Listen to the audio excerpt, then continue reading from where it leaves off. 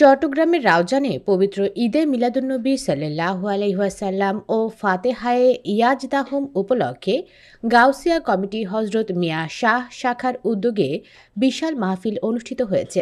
11 November রাতে অনুষ্ঠিত মাহফিলে উদ্বোধক ছিলেন সংগঠনের সভাপতি ও স্বেচ্ছাসেবক দল নেতা মাওলানা মোহাম্মদ আব্দুস ছবুর। প্রধান অতিথি ছিলেন আহলে সুন্নাত ওয়াল জামায়াত কেন্দ্রীয় কমিটির মহাসচিব পীর তরিকত আল্লামা সৈয়দ মোহাম্মদ মছিহুদ্দৌলা। প্রধান আলোচক ছিলেন হজরত মাওলানা অধ্যক্ষ হাসান রেজা আল কাদরি।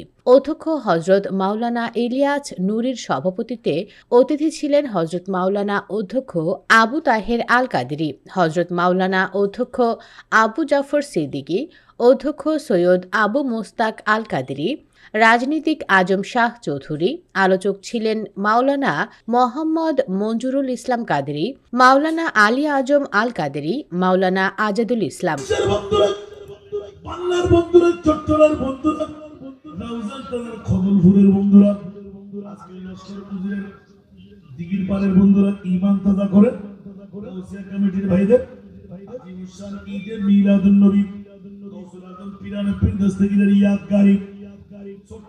জিজ্ঞাসা রেখেই এখানে মিলাদে মুস্তাফার কথা সমাপ্ত করবো।